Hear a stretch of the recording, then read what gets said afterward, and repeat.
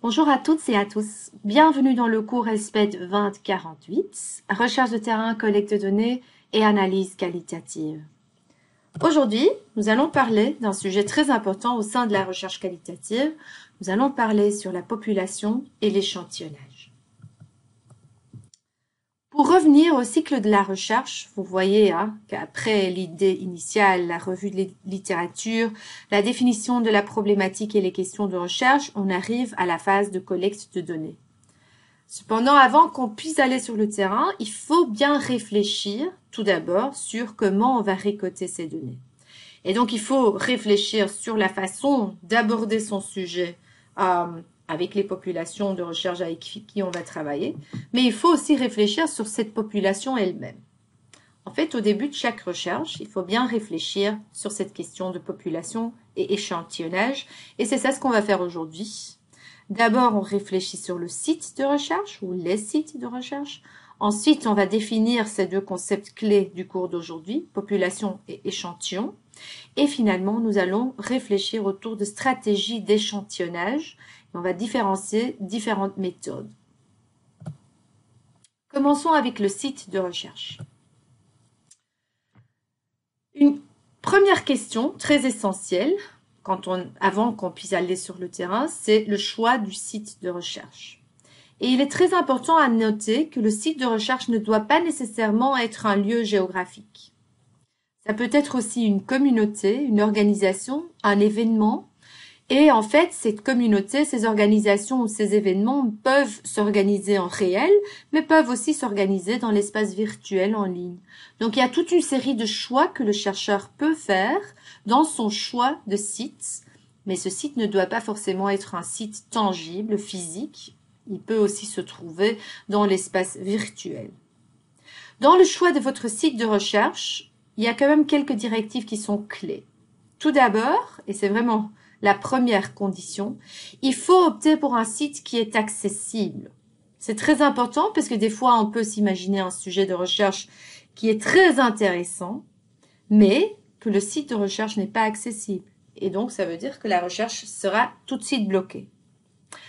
Deuxième condition, la population ciblée par votre recherche doit être disponible sur ce site.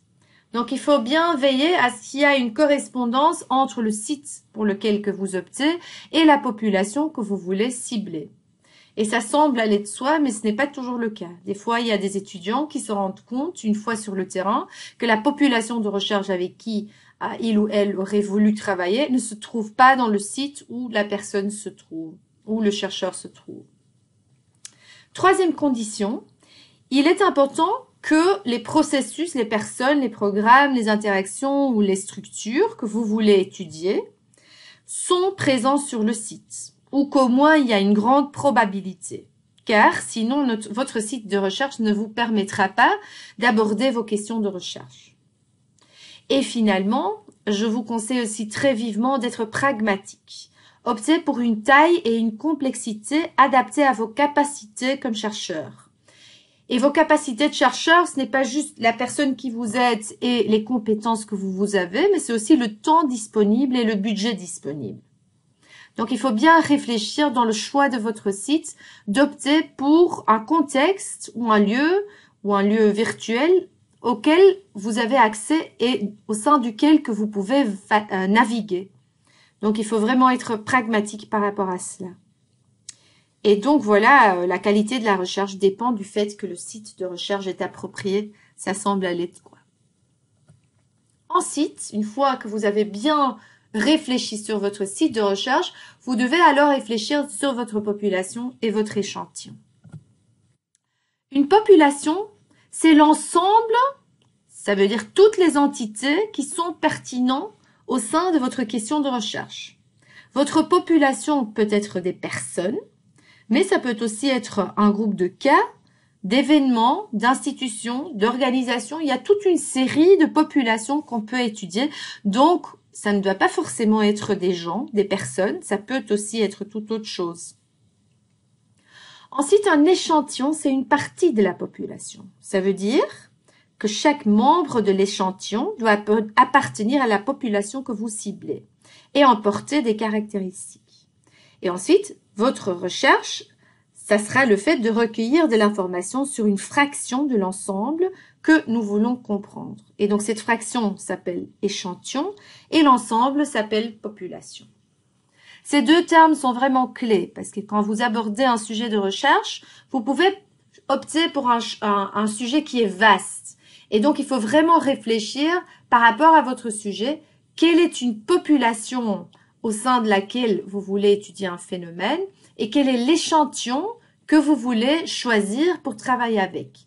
Et il faut de nouveau que votre stratégie tient compte des raisonnements pragmatiques. Il faut vraiment être pragmatique, il ne faut pas prendre un sujet qui est trop vaste, une population qui est trop large et un échantillon qui est ingérable. Donc comme chercheur, on a des choix à faire et ces choix sont essentiels pour notre recherche.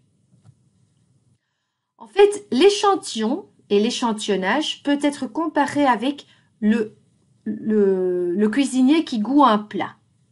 Donc vous faites une casserole avec une belle soupe de cœur de palmier et voilà, vous êtes le chercheur qui va veiller à ce que au sein de cette casserole se trouve une bonne soupe. Mais alors, il faut bien réfléchir sur quel est l'objectif de votre recherche. Prenons cette métaphore de goûter un potage de cœur de palmier. Alors, si votre objectif est de connaître la quantité de sel au sein de cette casserole, alors la casserole est effectivement la population, mais seulement parce que votre finalité est celle de savoir si le plat est assez salé. Et donc là, vous prenez le petit goût avec une petite cuillère, la casserole est votre population et la petite cuillère est votre échantillon, vous goûtez. Et sur base de ce goût, vous essayez de définir ce que représente ou ce qui se trouve au sein de la casserole. Si par contre, l'objectif est de connaître le goût d'un potage au cœur de palmier, là, en fait, on se trouve dans un autre cas. Parce que là, en fait, votre casserole, avec un cas de potage au cœur de palmier, est l'échantillon, tandis que tous les potages au cœur de palmier au monde sont la population. Donc, vous voyez, dépendant de votre question de recherche, votre population et votre échantillon peut être tout autre. Dans le premier cas, votre population était la casserole et la petite cuillère était l'échantillon, mais c'était seulement parce que l'objectif était de connaître la quantité de sel dans cette casserole spécifique avec du potage au cœur de palmier. Dans le deuxième cas, vous voulez comprendre quelque chose sur tous les potages au cœur de palmier. Et donc là, tous ces potages-là sont votre population. Et ce qui se trouve dans votre casserole, c'est un échantillon. Réfléchissez bien par rapport à votre objectif et vos questions de recherche, ce que sera votre population et votre échantillon.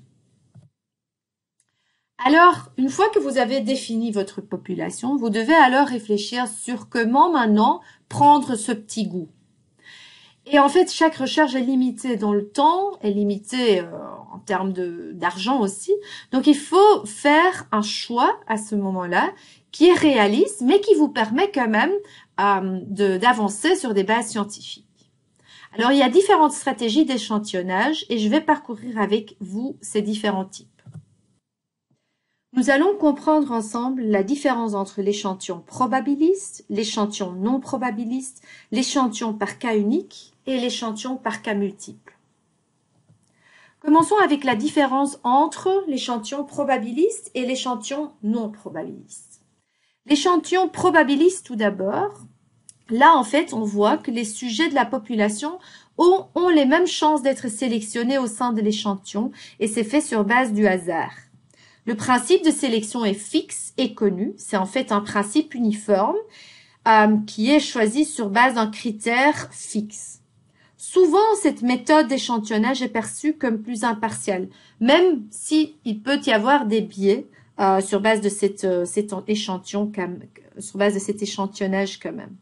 Néanmoins, l'objectif de l'échantillon, c'est d'être représentatif pour la population. Et en fait, cette méthode probabiliste est plus souvent utilisée en recherche quantitative.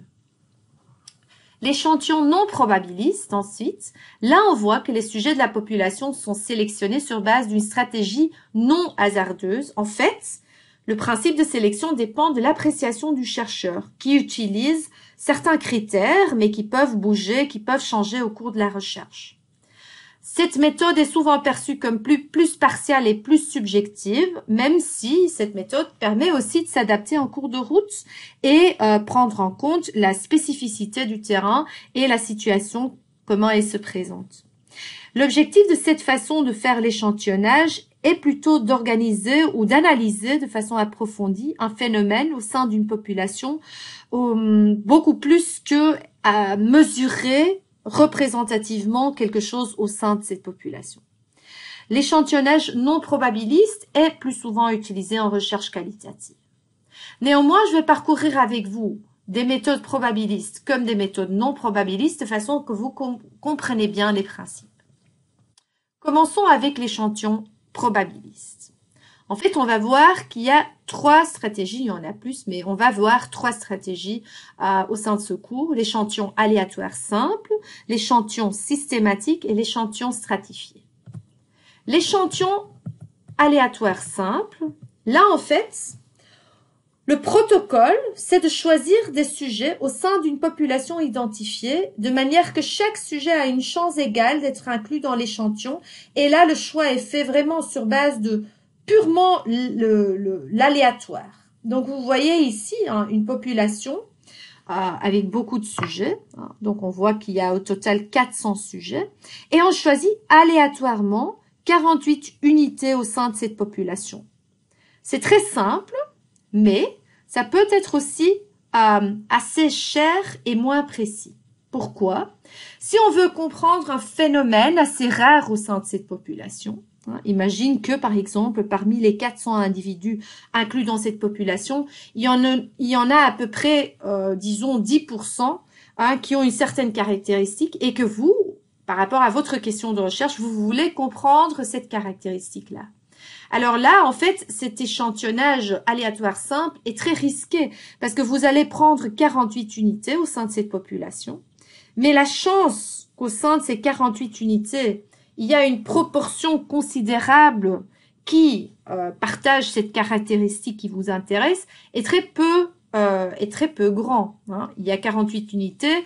Imaginons qu'il y a que 10% de cette population qui est dans le cas de cette caractéristique rare que vous voulez comprendre.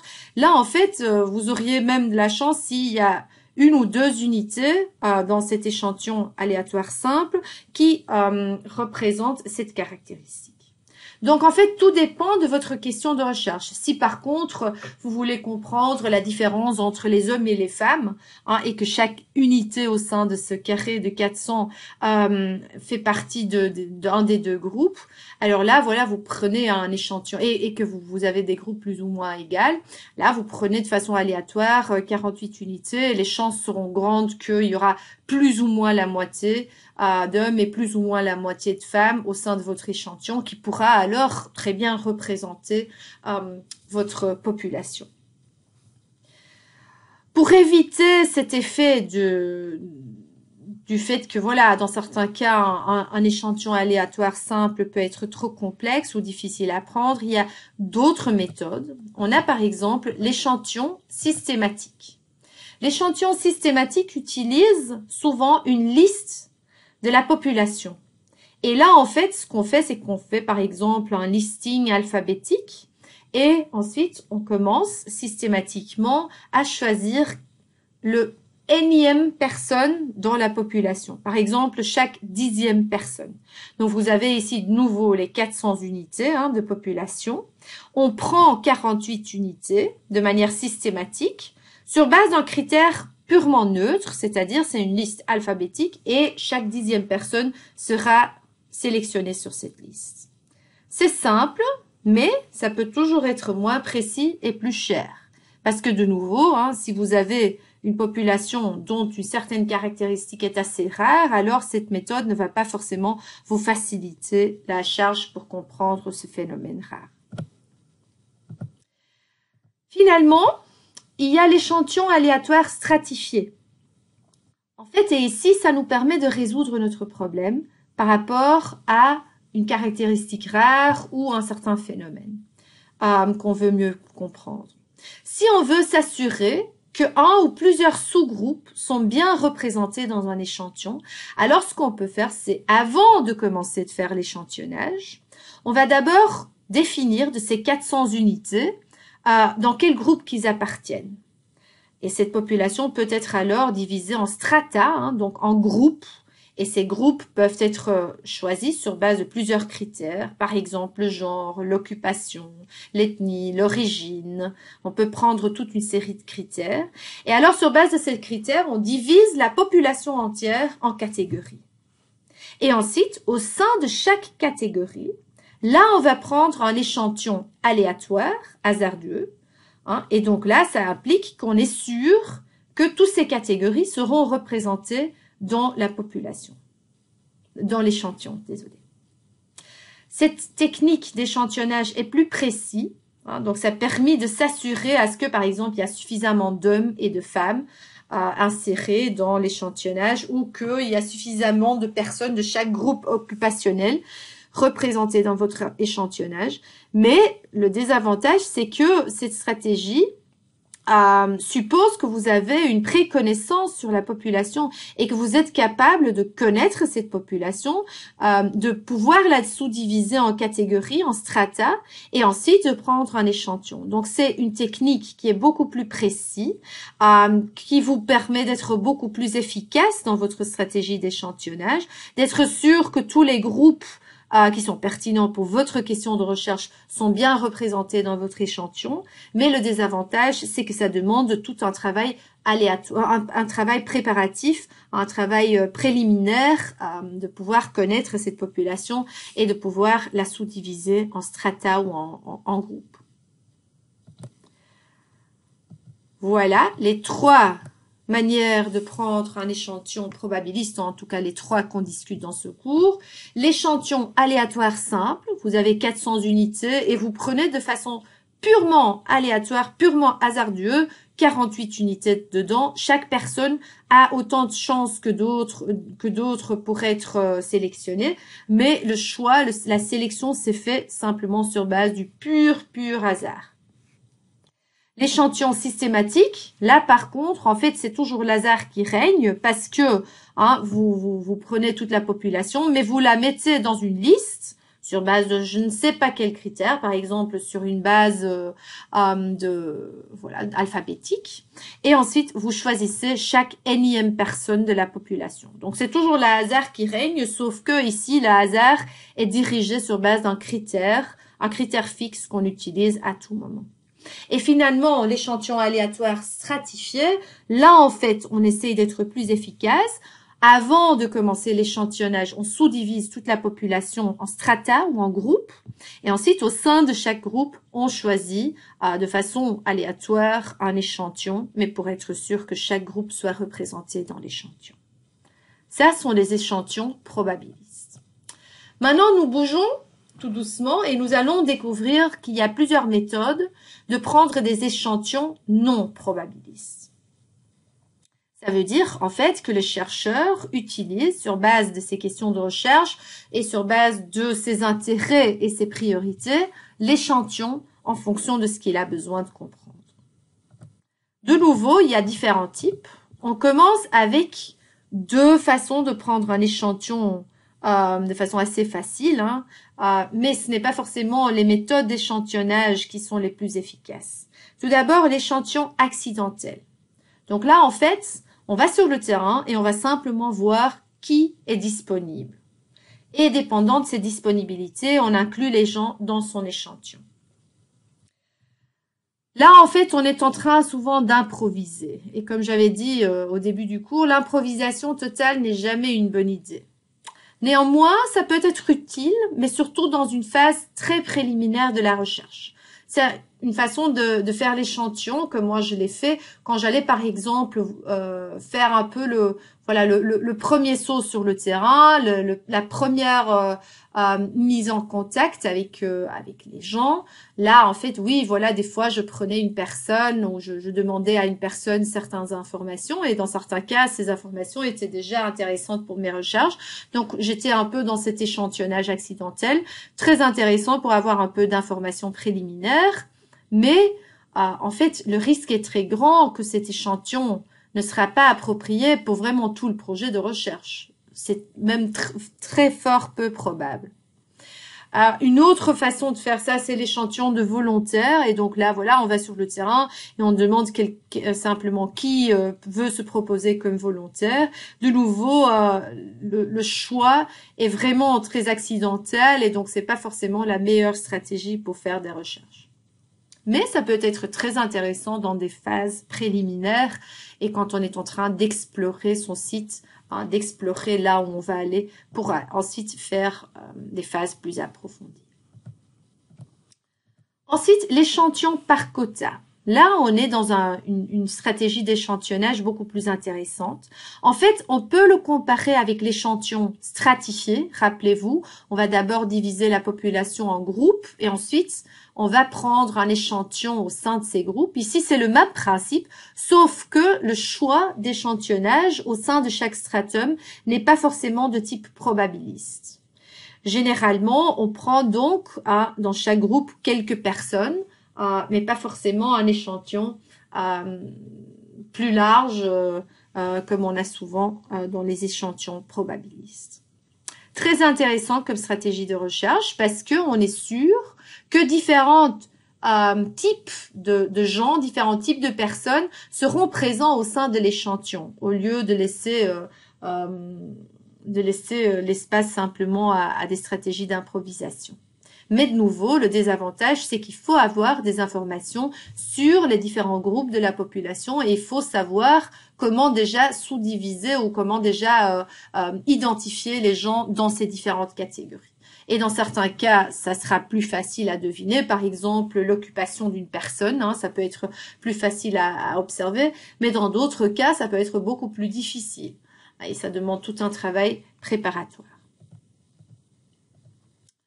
Ensuite, l'échantillon par choix raisonné. Là, en fait, les chercheurs utilisent leur connaissance ou leur expertise pour sélectionner un ou plusieurs sujets qui ont une importance spécifique pour la recherche. Et en fait, souvent, cette phase ne peut pas se faire dans les phases préliminaires parce qu'il faut surtout déjà bien comprendre qui est sa population et ensuite essayer de voir comment assurer que certains types de sujets sont certainement inclus dans la recherche. Pour donner un exemple, moi-même, j'ai utilisé cette stratégie de recherche quand j'ai voulu comprendre les droits des femmes dans le secteur foncier au Rwanda. Et donc, j'avais fait toute une série de stratégies d'échantillonnage. Mais ensuite, je me rendais compte que j'avais très peu de femmes qui sont dans des mariages polygames. Très souvent parce que en fait ces femmes étaient beaucoup moins visibles dans les listes de la population que j'avais en main. Et donc ensuite j'ai fait un échantillon par choix raisonné, c'est-à-dire que j'ai essayé de bien comprendre qui sont ces femmes dans ce cas-là et j'ai pris un échantillon sur base de cette base-là, donc les femmes qui étaient dans des mariages polygames. Et c'était très intéressant parce que toutes les informations que j'avais recueillies jusque-là par rapport aux droits fonciers des femmes étaient vraiment différentes de ce que j'ai pu recueillir au sein de ce groupe particulier qui était très fortement affecté d'une autre façon que les femmes qui étaient dans des mariages légaux ou qui étaient la seule femme dans des ménages. Et finalement, un échantillon qui est aussi une stratégie d'échantillonnage qui est aussi souvent utilisée, c'est l'échantillon par boule de neige. Là, en fait, le chercheur identifie des sujets avec certaines caractéristiques pertinentes pour la recherche. Ensuite, on va auprès de cette personne et ensuite, à chaque de ces personnes, on demande de fournir d'autres personnes avec les mêmes caractéristiques qu'eux-mêmes. Donc, par exemple, à un certain moment, j'ai fait des recherches sur la façon dont les populations étaient affectées par des politiques de modernisation dans les marais du Rwanda.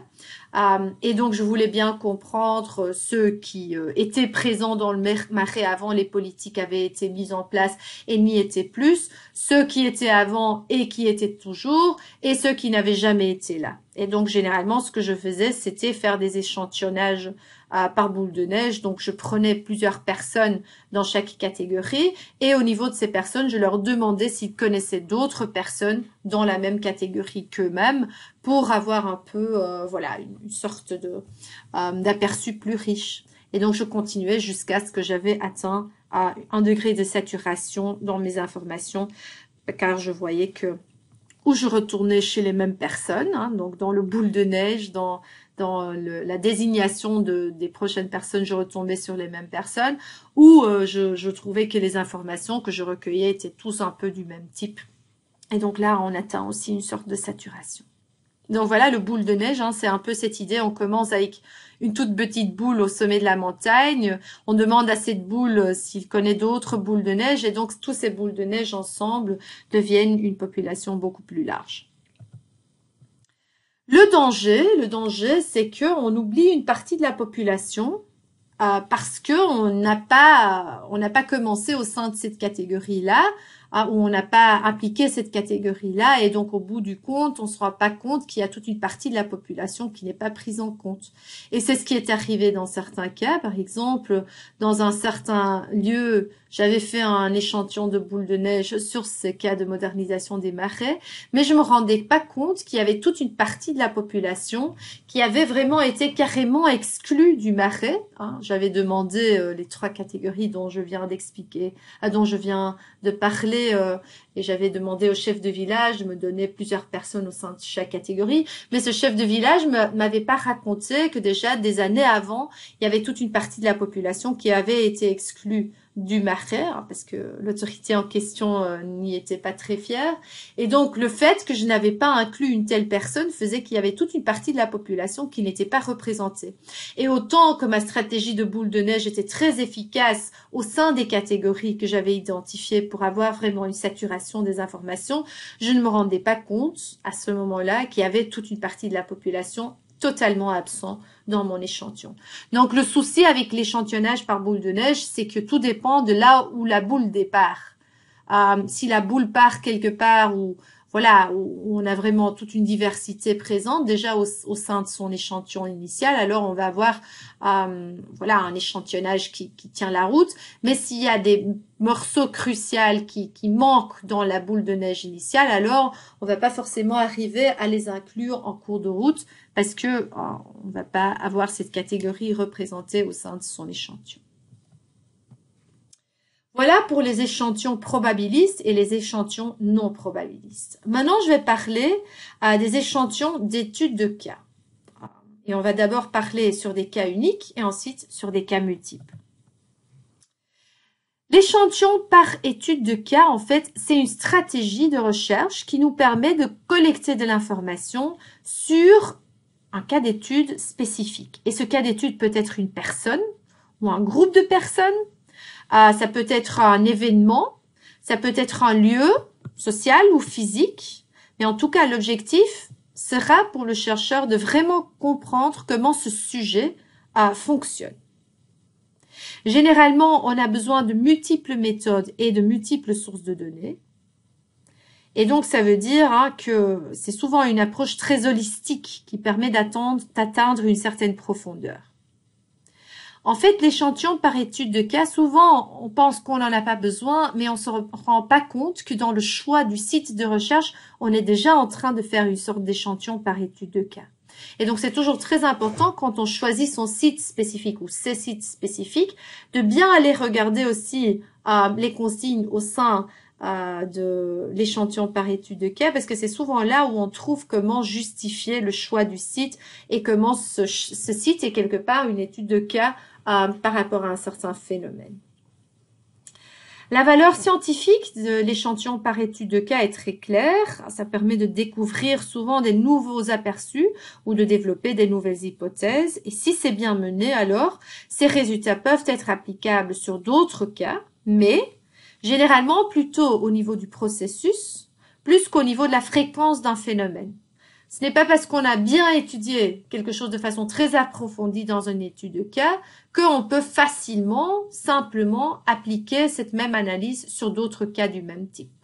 Si on n'a étudié qu'un seul cas, il se peut très bien que ce cas ne soit pas représentatif pour tous ces cas. C'est un peu cette image de la soupe dont je parlais au début. Si on prend une casserole de soupe de tomates. Voilà, on goûte la soupe de tomates. Peut-être qu'on n'aime pas, mais en fait, cette seule casserole n'est pas forcément représentative pour toutes les casseroles de soupe de tomates. Donc, c'est la même chose avec les études de cas. Les études de cas peuvent être choisies à plusieurs niveaux. On peut, par exemple, faire un échantillon d'acteurs. Et donc là, on fait un corpus empirique autour d'une personne ou d'une famille. C'est une méthodologie qui est utilisée généralement dans le cadre de recherche biographique. Et souvent, on essaie d'utiliser différentes voies pour obtenir l'information. Des entretiens, par exemple, avec les personnes au sein de ces familles, mais aussi d'autres documents écrits ou d'autres types d'informations, des lettres, des journaux intimes, des autobiographies, etc. Et donc là, on voit que effectivement, ça donne toute une richesse d'informations. On peut aussi utiliser cette méthode pour faire des histoires de vie, dans certains cas des histoires de vie complètes ou des histoires de vie segmentées ou topiques. Donc là, on se concentre sur un ou plusieurs acteurs. On peut aussi se concentrer sur un milieu géographique, institutionnel, virtuel. Et donc là, c'est l'univers en tant que tel, le milieu en tant que tel, qui définit l'étude de cas. Finalement, on peut aussi prendre un échantillon événementiel, ce qui veut dire que là, on prend un événement qui, en règle générale, est relativement rare du point de vue de la fréquence, et donc on essaye de comprendre comment cet événement fournit une étude de cas qui nous permet de comprendre une série de choses. Il y a différentes typologies dans l'échantillon par étude de cas. Berk et Loon parlent de 3 types. Les études de cas exploratoires, là, c'est les recherches sur un cas qu'on fait avant même de définir la question de recherche. Et donc, c'est généralement dans les phases exploratoires où on essaye de mieux comprendre un phénomène et ainsi, définir des bonnes questions de recherche. On peut aussi faire des études de cas explicatives. Et donc là, on essaye de découvrir les multiples facteurs et conditions au sein d'un cas d'étude spécifique qui offre une explication pour une certaine condition. Et finalement, des cas descriptifs. Et donc là, on se base sur une orientation théorique. Et là, au sein de cette orientation théorique, on essaye de comprendre comment, au sein de l'étude de cas, cette orientation soit pertinente. Alors, il y a Jensen et Rogers qui utilisent une autre type de méthodologie. Eux, ils font la différence entre les études de cas dans le temps. Ils parlent de snapshot case studies. Donc là, c'est une étude approfondie à un certain moment. Longitudinal case studies. Là, on parle d'une étude qui prend des informations à des moments variés. Pre-post case studies. Là, on parle d'une étude d'une entité avant et après un certain événement critique. Très intéressant pour les cas d'études événementielles. Patchwork case studies qui combine les 3 précédents et comparative case studies. Là, on va combiner ou on va en tout cas comparer plusieurs unités, plusieurs études de cas. Et donc là, en fait, on sort de choix d'études de cas simples, on va plutôt vers ce dernier cas de figure, l'échantillon par cas multiples. Et de nouveau, on peut réfléchir à plusieurs stratégies. On peut par exemple prendre un échantillon par contraste et donc là on essaye de trouver au moins un, mais en préférence plusieurs cas qui représentent un certain groupe au regard de l'objet de l'enquête. En fait ici l'objectif n'est pas d'avoir une représentativité numérique, mais plutôt d'avoir des contrastes, par exemple en termes de sexe, en termes d'âge, en termes de profession, en termes de classe sociale. Ou des contrastes qui sont spécifiquement liés à votre question de recherche. Donc là, c'est très intéressant. Personnellement, par exemple, au sein de mes recherches au Rwanda, j'avais fait un échantillon par contraste en insérant 6 villages ruraux, mais qui avaient vraiment des caractéristiques contrastées par rapport à une série de variables. Par exemple, il y avait des villages qui étaient très éloignés de la ville, et des villages qui étaient beaucoup plus proches de la ville, des villages plus pauvres, les villages plus riches. Donc, j'essayais de trouver une série de variables qui étaient pertinentes pour mes pour mes questions de recherche. Et ensuite, j'ai essayé de trouver des études de cas qui représentaient ou en tout cas qui donnaient un aperçu varié de différents cas de figure qui peuvent se produire. Ça ne veut pas dire que ces 6 villages pour lesquels que j'avais opté étaient représentatifs pour le Rwanda rural entier. Loin d'eux, c'était pas du tout le cas, mais au moins j'avais capté une variété de conditions pour étudier ensuite l'impact des politiques rurales sur les populations. On peut aussi prendre un échantillon d'études de cas par homogénéisation. Et donc là, en fait, on veut étudier un groupe relativement homogène, par exemple une certaine communauté religieuse ou un certain groupe occupationnel. Et au sein de ce groupe, on veut comprendre autant que possible ce qui se passe. Donc là, on peut prendre des informateurs les plus divers possibles sur base de variables autres que ces variables de départ. Et par exemple, à travers une méthodologie de boule de neige. Et finalement, un échantillon par quête du cas négatif. En fait, là, on propose une hypothèse de départ, un problème, et ensuite, on essaye de trouver le cas qui ne répond pas à cette hypothèse. Donc, on essaye de trouver le cas négatif qui nous permet de remettre en question cette hypothèse. Et la recherche se termine lorsqu'on réussit à trouver une formulation d'explication qui résiste à tous les cas connus, sans exception. On essaye de trouver, est-ce qu'il y a un cas négatif? Si on n'a pas, voilà, là, ça explique que le cas négatif n'aura probablement pas lieu. S'il y a un cas négatif, on essaye de comprendre pourquoi ce cas-là ne répond pas aux conditions plus fréquentes. Voilà donc, au sein du cycle de recherche, après l'idée initiale, la revue de la littérature, la définition de la problématique et les questions de recherche, on arrive à la phase de collecte de données. Mais on ne va pas simplement aller sur le terrain sans bien y réfléchir. Il faut, avant que vous allez sur le terrain, que vous réfléchissez sur le site ou les sites dans lesquels que vous allez naviguer, sur la population de recherche. Et il faut que le choix au niveau de la population de recherche soit tangible. Sinon, vous devez redéfinir vos questions de recherche pour les rendre plus réalistes. Et au sein de cette population, vous devez réfléchir sur votre échantillonnage. Et même si au sein des méthodes qualitatives, il ne faut pas forcément que votre échantillon soit représentatif pour la population totale, il ne faut pas non plus des stratégies d'échantillonnage probabilistes, mais néanmoins, il faut que vous réfléchissez sur votre stratégie d'échantillonnage et il faut que vous êtes capable de bien expliquer à votre lecteur ce qu'a été votre stratégie d'échantillonnage, quel a été le principe sur base duquel que vous définissez, que vous choisissez de parler avec l'une personne et pas avec l'autre. Très important. Et voilà, c'est une première base de départ sur le terrain avant qu'on va pouvoir s'approfondir par rapport à quelle méthode qu'on va utiliser pour ensuite parler avec les gens qu'on applique dans nos recherches.